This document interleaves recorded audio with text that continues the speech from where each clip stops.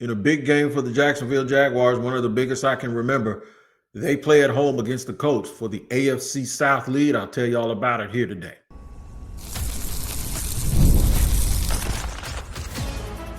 You are Locked On Jaguars, your daily Jacksonville Jaguars podcast. Part of the Locked On Podcast Network, your team every day. There's a fact that is your team every day here on Locked On Jaguars, a part of the Locked On Podcast Network, the #1 sports podcast network. I am Tony Wiggins. We thank you for making us your first listen, and shout out to the everydayers who join us each and every day on the program. Big game this weekend. Big game this weekend. Glad you guys are tuning in here with me to go over exactly how big this game is. Make sure whenever you go search for Locked On Jaguars, you find it wherever you watch or listen to podcasts, just like you're watching or listening today. You won't miss an episode like this one that is brought to you by FanDuel. If you want to be right in the middle of the action this season, visit FanDuel.com and place your NFL live bets all season long. We'll get right to it and tell you where we're going and where we're going to end up. All right, we need to complete the mission. That's where we're going to start, and then we'll go and transition into what it will take to win the game this Sunday. And is this the on-ramp for the future? It's a little bit of a nuance, so that segment will be a little bit longer than we normally go. But I want to know if this is the on-ramp game. If we look back 3, 4, 5 years from now, will this be the game that solidified that the Jaguars were turning for the better? All right, let's just get started at the very top. You got to complete the mission. What is the mission? The mission does not end after this week. I do not want you guys to think that that's what I'm saying. The mission absolutely does not end. It doesn't start or end this week, right? But this is a big game. It's a huge game. It sets it up so you let everybody know exactly who you are.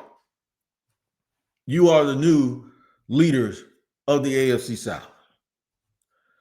You can leave, at least for a week, you can leave all the speculation behind. You can leave all the what ifs behind. You can go out there this weekend, this Sunday, at home, maybe in the chilly rain. I don't care what the circumstances are. I don't care if they played it at an ice skating rink. This is your chance, man. This is one of those things. This is why you play these type of games. This is what you sign up for. This is one major big step for the Jacksonville Jaguars, and the season isn't over. But I think it could ignite, if you will, how the rest of the season is going to be played. And I know everybody's going to this hyperbole week, don't make it too big. No, I'm going to make it big because it's the next one. We always talk about that next game, right? The Jaguars have done a good job to compartmentalize each game to the point where get a win. In Liam Cohen's own words, we're not apologizing for winning, no matter how they come. Wins are hard. I expect this to be one of those games where they'll either be absolutely proud. They're probably going to be proud anyway, especially if they play a really, really good game. But if they can get this win will send a message and it'll say something. Like you weren't too small for the moment, right? And the moment wasn't too big for you. And this isn't the ultimate moment, but for this particular team, I want to go back to 2021 and 2022 or 2017, and that has nothing to do with these guys here on Sunday. Because remember when we were talking about finding an identity? Remember all of those things before the season even started, even once the season got going, finding an identity? Their identity might be just a team that knows how to handle what's in front of them without being concerned about what it looks like. Just win. Win the game. And if you don't believe that this is big, you got people asking the Colts players about the slump, the streak. You ask Liam Cohen about it, Liam said his team ain't never played the Colts. There's some parts of history where you can look at it and go, hey, man, look, like last week, you had to be reminded what it meant to play the Titans, right? Nobody worried about no streaks. Streaks are made to start. They start and stop somewhere, right? You just don't want it to be this weekend. You have to pay attention to what is right in front of you. And what is right in front of you is you get to separate yourself just for a week from the Colts, meaning you beat them, you're a game up. Even if at some point they catch up with you, which they got a terrible schedule down the stretch. They played the Jaguars twice. All right. It's more likely they're going to lose a whole bunch more games. They got the Jaguars, they got the Texans. That's good because the Texans and the Jaguars will knock each other off.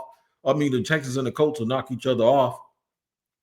You almost hope that the Jaguars beat the Colts and then the Colts beat the Texans and after the Jaguars beat them again. Because now you become the clear division winner. The question is whether or not you're going to be able to make it to the 2 seed. All right. So this game goes a long way in determining your seeding. This game goes a long way in determining how much room you have for the playoffs as you continue to get unhealthy players back on this roster. It gives you a little bit of a tiebreaker scenario. And I know nobody wants to talk about those things, but you almost have to. Then it sets up for you to just beat the Titans to be 5-1 in this division. And I swear I could have heard somebody say that the Jaguars could absolutely go 5-1 in this division. And somebody is the dude sitting here with this red beanie on. I said it early in the year. Hopefully it'll happen, because if it happens, I think they win the division and then host a first-round playoff game, which they'll probably do anyway. If they win the division, they're going to host a first-round playoff game anyway because of the way it's set up. But still, I don't want to sneak in as a wild card. I'll take it however it comes, man. But this. You never want to look too far ahead. You always want to kind of stay myopic and focused on the opponent that's in front of you. But there's a big opportunity here.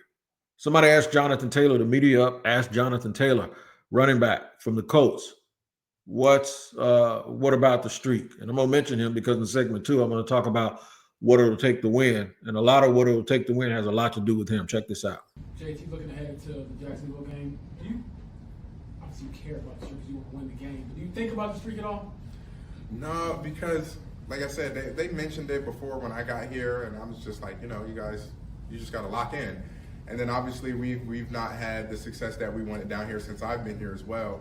So now it's just ultimately about, hey, what do we have to do this week to just go ahead and win the game? That's the number one goal. I think a lot of times when you got to focus on the past, you got to focus on the history. It's like watching film to learn and grow. But at the end of the day, you just have to figure out, hey, this is a new year. What do we need to do to be successful this year with what we have and the trajectory that we're on? So for me, it's what do I need to do to be at my best? And I know everyone else in the locker room is doing the same thing. Because that's all that matters. If you kind of reminisce, you'll kind of start bringing and kind of projecting some of those things going forward. So we don't want to do any of that. We just want to know this is the only week that matters, and we have to be at our best. That's a nice answer by Jonathan Taylor. And I don't want you at your best. No, I want you to be at your best, but I don't want you to have the best results. So that means I think the Jacksonville Jaguars have to, just like everybody else, they have to stop Jonathan Taylor. And some people are saying, well, it can't be just that simple. Yeah, no, it is that simple. It's that simple. Where it gets complicated is how far do you go and what do you do to stop Jonathan Taylor, and does that create holes and advantages somewhere else? Well, we'll discuss that too in just a second here on Locked On Jaguars. All right, today's show is sponsored and brought to you by FanDuel. NFL Sundays, they move quick and fast, man. We're already in week 14, one big play, and suddenly everything feels different. That's what makes betting with FanDuel so exciting. You're not just watching the game, you're reacting to it in real time. With FanDuel, you can place bets as the action unfolds. Every drive, every momentum swing, every highlight moment, you will be right there.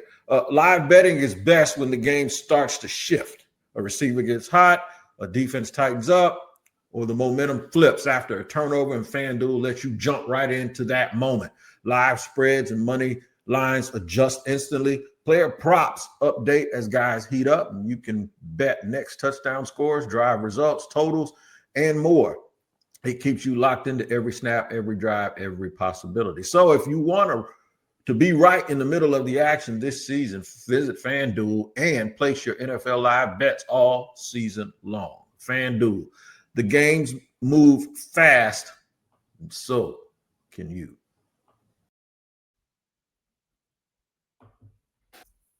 Moving and grooving right here on Locked On Jaguars, where it is your team every day. We thank you for making us your first listen. At the end of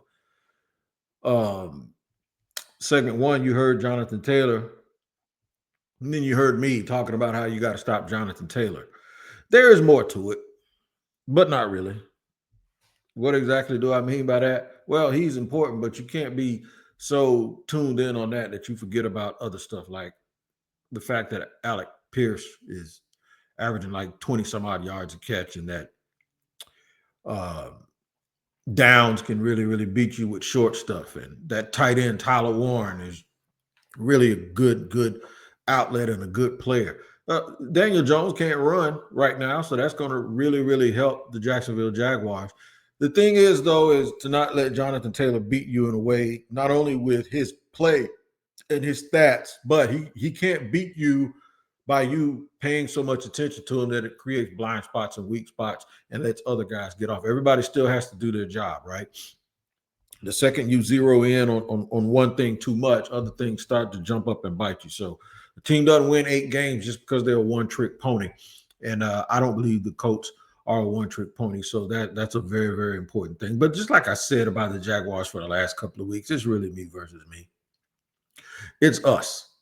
And the Colts are a really, really good team. So the thing that the Jaguars have to focus on is being the best version of themselves that they can be, not just on that day, but just don't pick the day to not be a good representative of who you are. And that just comes with the consistency and the mindset that it takes. Whether you win or lose, you have to be consistently the best version of yourself. And then if it gets off the rails a little bit, you got to be able to get it back on. You can't have the fourth quarter action against Houston. You can't have the little lulls that you had. It'd be real easy to say, all right, let's just be as good as we were in the first half against Arizona, or let's just be as good as we were early against Vegas, or let's just be as good as we were all game against the Tennessee Titans. And I can tell you what, the Colts are not the Titans. They're not. But again, having a game like that a week before you have to play the Colts, it gives you an idea of what it can look like if you do it the right way. And I think the Jaguars are probably going to be, even though they're not 100% healthy, they're a little healthier than they've been. We'll see what they do with Trayvon, who's back at practice, and Parker Washington. We'll see where they go with that. But they've gotten Jordan Lewis back. They've also, Eric Murray was practicing, so we'll see what goes with that. But they got most of the guys in their front seven, with the exception of Walker, who we don't know about. But then they've also found some younger players in Strigo and BJ Green that can really, really help this team. They got a nice 3-man rotation at linebacker with Oluokun and Devin Lloyd, of course, being back, and Ventrell Miller. They got a lot of nice little motion there. And don't let me forget about Dennis Gardeck. And, of course, on special teams as well, and base, especially if you end up using a Sam linebacker more, Yasir Abdullah has been able to show up whenever they called his number. So they have a lot of pieces and a lot of parts. And don't let me forget about Johnson, the safety, young kid who really, really has stepped up. He's played really, really well. Antonio Johnson has, number 26. He's played super, super well. They're going to need him if they go to that big nickel to stop that tight end or to stack that box, and they don't want a third corner on the field. They're going to really, really need him to stop the run. Weather might play a little bit of part of it, but both teams be playing with the same conditions. It's not going to be an excuse. It comes down to this. Jonathan Taylor's the best football player on the field when you put both teams in, and that's not to shake a stick at anybody on the Jaguars team. He is, I think, doesn't mean he'll be the first player chosen if you put both teams in a paper bag and shake them, and then, or you shook them up and then you allow GMs or coaches to pick. Doesn't mean that Jonathan Taylor is going to be the first player because of positional value. That probably would still be Trevor Lawrence or maybe Josh Hines Allen. But make no mistake about it, he's the best player. He is the dude that is more likely to be a first-team All-Pro in this game. So that's why I say everything will center around him. And then when you think about the weather also, it'll center around him. We don't need him to keep getting first downs, because if he continues to get first downs, then that's not good for the Jaguars. The good thing about it is the Jaguars' run defense is ranked number 1 in the NFL. Now, numbers don't lie. They are ranked number 1. They don't tell the whole truth either. There's some situational football stuff there that has a lot to do with that also. I think teams try to attack the Jaguars through the air so much, or, on the games that the Jaguars have played well, they had good time of possession. So therefore, teams haven't been able to really, really go at them that way with the run. So we'll see. I got nervous in a couple of spots against certain teams when they started running the ball a little bit, but that's a good thing about it. The fact that you didn't even know that the Jaguars were that high, you knew they played the run pretty well. But yeah, statistically, they're number 1 against the run, and the coach really, really want to try to run the ball. I don't know where they rank statistically, but when you have Jonathan Taylor on the team and people are saying he's in the top 5 of the MVP category or in the possible MVP race, that's a reason for you to really, really pay attention to him. But I really do believe that what it will take to win this game is limiting their possessions, and that means turnovers. Turnovers can even ones when they get the ball and they don't score and they punt it back to you and you say no harm, no foul. Yeah, it is, because football is a game that is cumulative. It changes field position. All right. It puts a little bit more stress on your defense. It gives them something else to look at. The more, it's almost like when the detective says, let them keep talking, eventually they'll say something to incriminate themselves. If you let them keep playing, make them keep playing defense, at some point they're going to show you something that's going to give you a breakthrough. And that's why teams love having guys on the field, because it stresses them. It stresses them out. It causes them to have to put lesser player on the field and sub packages and backups to give guys a blow. And then you point out that little dude, just like on Nat Geo, when those lions are circling around all of those Cape Buffalo or what it is, they find the weak link. And that's what NFL coaches do a very good job of finding your weak link and making that person do exactly what they don't want to do. So that's where, and then when you turn the ball over, you limit your opportunity. So now if possessions become an issue, you're going to start feeling rushed and a little bit more desperate, because you're not getting your fair share of the ball. So if you combine turnovers with, and I don't care where they come from, whether it's a fumble or interception or whoever, and I don't care if it comes from a running back, if it's a fumble, it destroys your rhythm, doesn't allow you to get into your game plan, and it just changes the tenor of the game. So sometimes we judge these things based on what the immediate outcome was, and we don't look at it as a big picture cumulative thing, and we'll point to a play here or a play there, when what really happened, if you ask the coach, is we kind of got out of rhythm of sorts because of the quick field position change, because we were setting something up and that got interrupted. Remember in the Seattle game, even though they lost, when the Jaguars kept running that little screen, that little wide receiver screen, and Brian Thomas Jr. was blocking, and then all of a sudden he looked like he was going to block and he leaked out. The only way that stuff works and you can catch them slipping is you give them a look, and then you hit them with something. Well, what if you gave them a look and that's when you fumbled the ball, and now it creates a sense of desperation, whether they score or not, or the field position changes. And that little setup that you had, you don't have it anymore. And then because you didn't have the possession, now the clock is ticking. It's ain't like you ain't got all day. It ain't like you come into a game saying, I'm going to run 70 plays. You don't get all 70 of those plays. One, if you don't need them, if you score a lot. But two, if you keep giving the ball back to the other team on 3 and outs or turnovers, you never really get into your script, especially if your script is one of those things where, okay, we're going to hit them with this, and we get them here. We know what we can do here because of what they just did there. It just affects the game in so many different ways, man. So that's what I need them to do. I need the Jaguars to win the battle of possessions, get touchdowns when you have it, and hold them to nothing or field goals. Is this the on-ramp game for the future? Is this the game where we look at it and say they're going to be first? Because normally early in the year, you don't pay too much attention to who's in first. Is this the game where the Jaguars are kind of crowned a little bit? We'll talk about it in just a second here on Locked On Jaguars.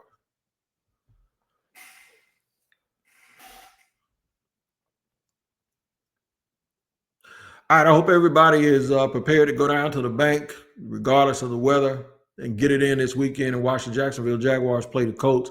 It's one of several games around the National Football League that have massive playoff implications. It is not going to tell the whole story, but it will start to write the first chapter of what we're going to see down the stretch. And speaking of first chapters, I wonder if this is the game that we look back and say, this is the game that changed everything for this franchise. This is where, the Jaguars were tied at 4-1. They were, I think, at the top of the division. I don't know what the Colts record was after 4 games, but at some point we don't consider, well, they're at the top of the division. At some point during the year where it really starts to matter. I think it's after probably week 10 where you start really taking inventory, and there have been enough games where you can go, okay, like the playoff picture starts to take shape. Like the playoff picture is taking shape now, and the Jaguars have a game where they can absolutely win, go a game up on the Colts, and then the Texans have to go and play at Kansas City, who's desperate, right? But they're already a game behind Jacksonville, and then the Colts and Texans have to play again at a later date, the last game of the season. I think last year the Colts and Texans game came down to somebody making the playoffs. It was either last year or the year before. I remember Gardner Minshew, I think it was 2 years ago, when Gardner Minshew threw the ball out in the flat and the dude didn't get the first down. And if he would have gotten it, it was a whole weird thing. But if you think back, the Jaguars and the Titans did this same thing back, not too long ago, 2022, where it came down to the last game of the year. So you want a little bit of breathing room. You want to get ahead of it a little bit. But I want to wonder if, depending on how this game goes, like if you see a super, super professional workman, like 24/7, we had them at halftime 10-7, and then we came out and we went up 17-7, and they wasn't nothing they could do to our defense. And then we had a nice 83-yard drive at the beginning of the fourth quarter that put it at 24-7, and we knew that there was nothing they could do. And the rest of the game, we just give them a bunch of check down stuff, and then the pass rush gets loose. And Daniel Jones can't do anything because he has to sit back. If it looks like a professional hit piece from the Jaguars, where it's like, oh no, we knew what it was. We saw it, we came, we conquered, and now we'll let you out this gate, and we'll see you in Indy in a few weeks when we come bring this can of whooping up there to Indianapolis. It can kind of be one of those things that could jumpstart the franchise and let everybody know how serious you is, but it could also be something that you all look back on and say, that's the day I knew that this team had arrived. And when I say arrived, I mean from a historical standpoint from Jacksonville, not just arrive and leave again. Arrive, really, really arrive. And I keep bringing this point up. This might be the game where this turns into the Jaguars really letting the league know, no, we're here. This might be the game where they win this one and then they go out to Denver at some point and say, yeah, we're going to let y'all know too. And they start this, who y'all thought we were ain't who we are kind of movement towards the end. What if they actually can get to 13-4 and be the 2 seed? And then they got Travis Hunter coming back next year. And a whole nother round of, I ain't even mentioning, what if they get to 13-4 and then people start saying nobody wants to see them in the playoffs? Will we look back at this game as a professional game where this team gets branded? It ain't what you thought we ain't what you thought it was. Never mind what you thought it was. I'm Duval, like Rick James said at the award show. What if that? Never mind what you thought it was. We the Jaguars, Trick. Yeah, that's what I'm talking about. This could be that game where they set notice. And not only when they send notice, they're going to send notice to themselves too. This might be that kind of game, man, where we look and it's a franchise changer. It's the moment that the Jaguars got off the highway of mediocrity. The last turn. They've been fighting it and fighting it. and now they're going to get on the interstate of prosperity, the one that these other teams have been on forever. At some point, there was always a game where the franchise turned around that marked where they were going to have like a nice little decade run of super consistency, where people really start to believe and not just hope. This might be it. This very well could be it. And that's the part that I want to see play out. Because if it plays out, I'm going to come on here on our post-game show, and then the squad show that'll come right after that Sunday with me, O'Brien, and Marquise Ogden. And I'm going to tell you, this is where they've arrived. Now, that doesn't mean that Super Bowls is just going to start raining out of the sky. You still have to take that next step. But some people have always said to me, I remember I was in the military, they say getting to E5 is pretty easy. The jump from E5, which is middle enlisted, to E6 is really, really hard, because that's the last level of middle enlisted people. And then you get to top 3, E7, E89. And I'm not saying that those things are easy to get to, but I've always heard that getting to E6 is the hardest thing. So this is the Jaguars trying to get to that position, right? To where you're staring down the gun barrel and you're letting the people know that have been at the top of this league for a long time. Oh yeah, we coming, and we're going to come and be a model of consistency. And we got luggage with us. We ain't come here just to spend the night. We don't have a carry-on bag. No, we got everything we own. We're coming, and we got like 10 trucks behind us. We plan to move into this neighborhood and dwell there for a while. That's the game that I think this could be for Jacksonville. Get your tickets and show up, man. It's huge. I want to be the main story on Locked On NFL when Tyler Rowland, oh, this is so sweet. When the madman who covers Locked On Titans has to wake up Monday morning and talk about the Jacksonville Jaguars as being the hottest team in the league, that will be music to my ears for more reasons than you can imagine.